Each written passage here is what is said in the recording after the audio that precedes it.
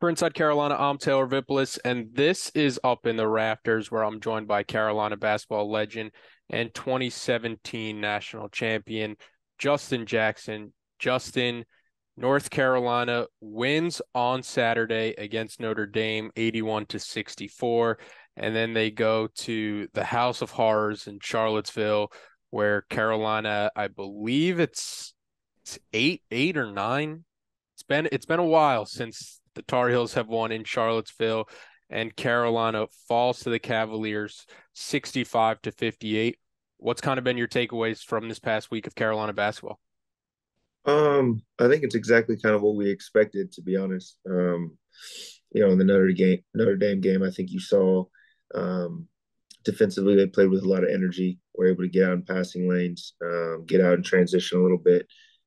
You had some guys that really contributed, stepped in, especially when Pete went out, and made some plays, and they were able to pull that one out. And then you go at Virginia, which is, in my opinion, one of the hardest places to play in. And obviously, Armando go down within the first 2 minutes, and I think Jalen Washington definitely stepped in very well, and did the best he could. But it's a hard place to win, and if you're not necessarily hitting shots at a high clip, or if you have a few turnovers here and there, they take full advantage of that. And so I think they just they made some plays when they needed to, and they ended up pulling it out. The atmosphere is tough in Charlottesville. Always a great crowd, especially when Carolina comes to town. But what is it about Tony Bennett's system that makes it such a difficult matchup, besides the fact that, you're going into a hostile place? Yeah, I mean, for one, their defense is probably the most solid defense. You rarely see a hole in their defense.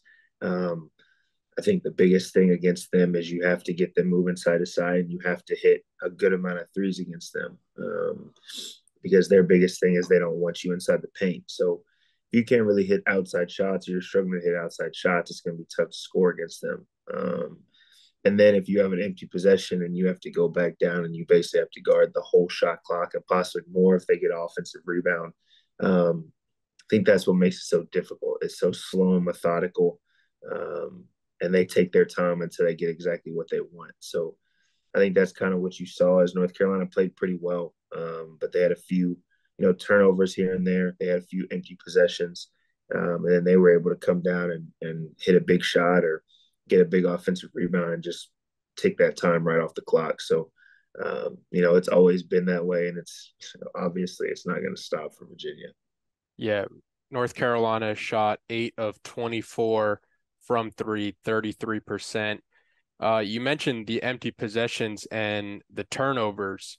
A lot of times for Carolina, they would have been better just missing a shot, because they turned the ball over 13 times. It doesn't sound like that high of a number, but in a game where, there's let me see, 63 possessions, you're turning the ball over about 20% of the time. That's not a good system, or not a good stat for a team that's trying to win a game.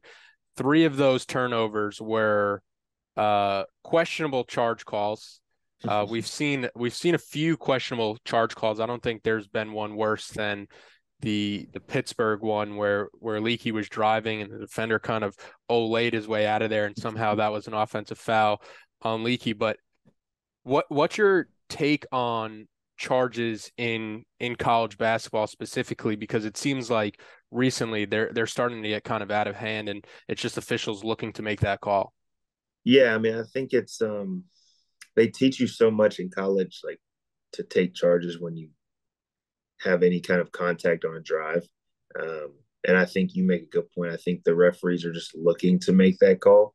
Um, I think a lot of times maybe referees they kind of they think that something's going to happen on the play when it really doesn't. But at the same time, like I've grown to respect referees a little bit more, because they're always in the wrong in the coaches and players' minds. They can never make a good call. So I mean, the charge call is always going to be a tough one. It's because you could always say, "Oh no, his feet were still moving, he wasn't set, whatever." But you know, I think the referees are doing the best they can. Maybe we should start, taking some ill-advised charges and see if it works for us. Yeah, I think there's something about, you know, the the suspense when you're waiting to see if it's going to be a block or a charge, and then when a ref can just emphatically that way, that hand signal, it's like a power signal for them. And I think if it's even a 50-50 call, they're going with Chargers now. We've kind of seen that, and it's something that I think Carolina has to adjust with the guards playing off two or just guards playing more under control because it should be a point of emphasis at this point where you know that refs are looking to call those. But North Carolina against Virginia, they were without Pete Nance, who is out with a back injury. And then I think 2 minutes into the game, Armando Bacot rolls his ankle.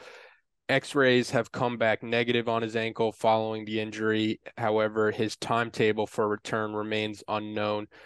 How big would that be for this North Carolina team if Armando Bacot is going to miss an extended period of time, especially with Pete Nance already out?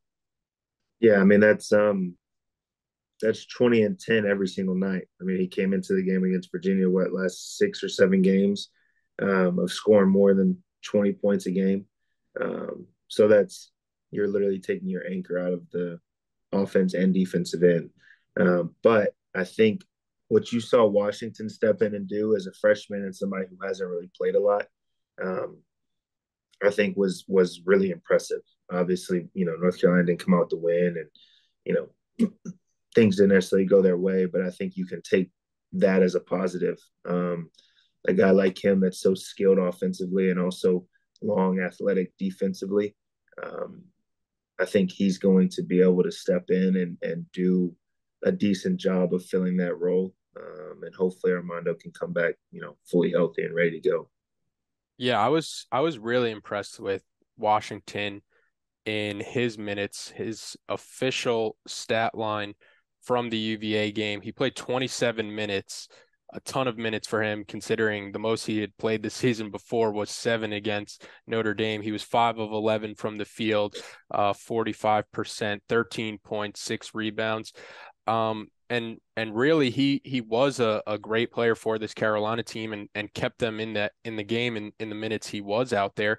He was +7. He was one of only 3 players that had a positive plus minus. So you see his contributions to this team. The problem is when he's not somebody who can do this iron 5, 40 type minutes if Bacot and Nance are out. So you're already on like your third big. How can Carolina kind of make up for that? Because if you don't have Nance, you don't have Bacot, and you're already at your third center. Will Shaver's already out. How can Carolina kind of adjust to that? Because I think the minutes that they really got hurt in the UVA game is when they went to that small type lineup. Yeah, I mean, it's at this point, there's really not many other options you can go to. I think if they do, obviously Virginia is kind of it's a tough game to measure, different lineups against just because of how they play and how slow they play. Um, but I think if you really look at it, I think if they were to go to a smaller lineup and just get out in transition, pressure the ball, um, you don't see a lot of big men in college basketball right now that are, catch on the block and can go get a bucket every single time. So I think if you're able to play at least some minutes with a smaller lineup and be able to kind of change the way that you play during that time to give Washington a little bit of a break. Obviously, he's the only true big right now with Mondo out. Um, I think, I think it could actually work out decently. But obviously, it's something they haven't done, in I guess honestly a couple years because Mondo's always been down there.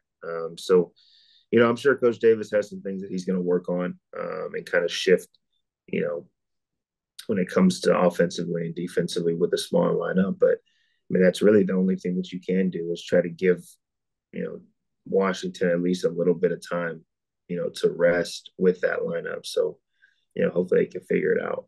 Yeah, when asked about um, Armando Bacot's absence and how that kind of affected Carolina's rim protection in the UVA game, Coach Davis was pretty frank, like, you know, having Armando could help, but if you're just giving up straight dribble drives to the basket, there's not really anything that anybody can do. So if you're Carolina, how do you get better at guarding on the perimeter and limiting those dribble drive type opportunities where a team like UVA, who, really wasn't lighting it up efficiently, but when you're shooting 2 feet away from the basket, you're a lot more likely to make them. Yeah, I mean, I think that's the biggest point is you just kind of have to read how the game is going. They really weren't until the second half. Some guys hit some big threes. They really weren't shooting the ball very well from the outside. So as the game goes on, even with how your scout is or whatever, the way the game is going, you know that they're more than likely just looking to put their heads down and drive. So if that is, you have to take a step back, or maybe on the screens you go under instead of chasing over. Um, there's just little things that you have to do defensively um, to keep them out of the paint. Obviously, Washington's down there, but we don't have a ton of rim protection at the moment. So as a guard, you have to take ownership of that and realize, okay, this guy, he's missed the last 3 or 4 threes. I can take a step back because more than likely he's going to be aggressive to try to attack the rim. So I think it's just reading how the game is going. Now, if they're shooting lights out from three and you have to get up on them and they're getting past you, then that's something you have to figure out. Maybe you change defenses or whatever. But I think as a player, you have to realize how the game is going and adjust to that. And when you're looking at this North Carolina team, I guess one of the reasons to be optimistic, Carolina is 11-6. They came in with these crazy high expectations. A lot of fans, for whatever reason, are maybe a bit down on this team. We've talked about trying to kind of readjust the expectations that people should have for this team based off what we've seen for almost 2 years now. But if you are looking for something to be optimistic about, if you look at Ken Palm's strength of schedule, Carolina has played the third toughest schedule in the country up to this point. You look at, UVA on the road, Alabama neutral site, Ohio State on a neutral site, Indiana on the road, Iowa State at a neutral site, Virginia Tech on the road. How can that help this team, knowing that as the season goes on, they have been battle tested, whether they did win or they did lose a game, but they have been in these games against really good competition. Yeah, I mean, I think it's twofold. It helps obviously their resume for the committee whenever they start making decisions as far as the tournament and things like that.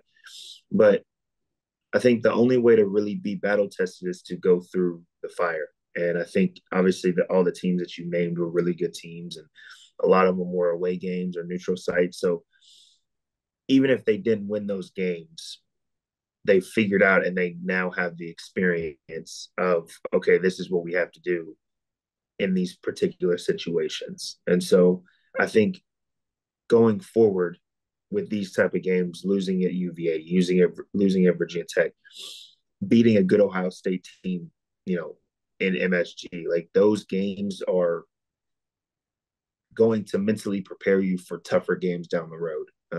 And so obviously I think that's always a good barometer whenever you're able to play against tough teams like this. Win or lose, I think it's going to end up helping them, as they try to make this run towards the end of the season. Through 6 conference games, Carolina is 3-3. I believe that is tied for 8th in the conference right now. I'm not sure how many people thought that North Carolina would be here at this point, but they are back in action on Saturday against Louisville. Louisville is in dead last in the conference. They're 0-6. Where do you think this team's sense of urgency has to be playing a winless, desperate Louisville team that, is going to do anything possible to get their first conference win at the KFC Yum Center? Yeah, I mean, I think it sounds cliche, but this is a game where you have to focus on North Carolina, right? Like you obviously have the scout for Louisville and the player personnel, all that kind of stuff. But for North Carolina, they have to go in and try to continue the momentum that they maybe the positives that they had in the UVA game and kind of kickstart this run back. Obviously you go into a game like this, and like you said, 0-6, 2-14 overall. It's very easily to just kind of walk in there and just sleepwalk through the game, and you might even win, but you lose an opportunity to kind of build on what you've been working on in practice or how you want to try to finish out the season. So this is a game where I think they just have to focus on themselves, how they play, how they want to play going forward, and just do that out in the game. Don't play down to the level of kind of the record of Louisville. Yeah, Louisville gave them a really good game last year. They got Kenny Payne this past offseason from the NBA to be their head coach, and he's already under a ton of pressure. People in Louisville probably want him on the hot seat, and one way to get yourself off the hot seat is picking up a signature win against the preseason #1 team. Would you categorize this game as a must-win for the Tar Heels? um, I wouldn't say it's a must win. I would change it to maybe a trap game. Um, I would say that it's more of a trap game as far as it's very, very easy to just walk into a game like this and just expect to win, right? And who knows, Louisville might come out and be on fire, or they might have a totally different energy about them. So I think it's more of a trap game that they have to really stay locked in and go in and take care of business right away, and hopefully get them up out of there quickly. Yeah, if they don't have Nance, if they don't have Bacot, all of a sudden, you know, the talent level starts to shift and even out.